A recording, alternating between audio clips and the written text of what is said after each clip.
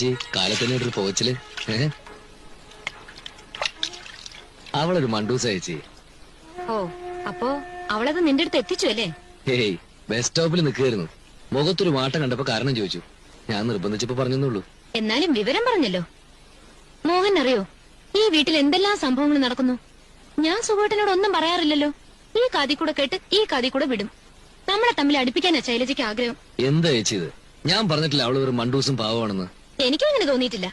ഇന്നാളെ ഒരു ദിവസം സുഖേട്ടൻ ഓഫീസിൽ നിന്ന് വരുമ്പോ അവൾ ആ നടുവിലത്തെ മുറിയിലിരുന്ന് കാലുമ്മ കാലും കയറ്റി വെച്ചിട്ട് മാഗസിൻ വായിക്കുക. എന്നാ സുഖേട്ടനെ കണ്ടിട്ടൊന്ന് അനങ്ങ്. ശൈലജയോ? എന്നാ അവള് തീർച്ചയായിട്ടും സുഖേട്ടനെ കണ്ടു കാണില്ല. അപ്പൊ ഞാൻ നുണ പറയണമെന്നല്ലേ? മോന, അവക്ക് എന്നെയോ സുഖേട്ടനെയോ ഒന്നും പേടിക്കേണ്ട കാര്യമില്ല. കാരണം അവക്ക് ജോലിയുണ്ട്. നിന്റെ ഭാര്യ നീ ന്യായീകരിക്കില്ലുള്ളൂ. എന്നാലത് അവൾ അപ്പൊ തന്നെ ഭർത്താവിന്റെ കാതിൽ എത്തിച്ചു.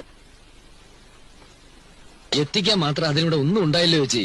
ഉണ്ടായില്ലേ പിന്നെ നീ എന്തിനാ എന്റെ മെക്കിട്ട് കയറാൻ വന്നത്? എന്റെ മോക്ക് ഞാൻ 2 അടി കൊടുത്തു. അവളുടെ അച്ഛനും അമ്മയും VCR വാങ്ങാൻ കഴിവില്ലാത്തവരാണെന്ന് അവള് മനസ്സിലാക്കട്ടെ. എന്തൊക്കെയാ പറയുന്നത്? മോന, എന്റെ അച്ഛനും അമ്മയ്ക്കും ഞങ്ങൾ 3 പെമ്മക്കളാ. 3 പേരെയും കെട്ടിച്ചു വിട്ടപ്പോ സ്ഥിതി മോശമായി. ഞങ്ങള് പണമില്ലാത്തവരാണെന്ന് നീ നിന്റെ ഭാര്യയോട് പറഞ്ഞു കാണും. അതുകൊണ്ട് അവക്ക് ഞങ്ങൾ തീരെ വിലയില്ലാത്തത്.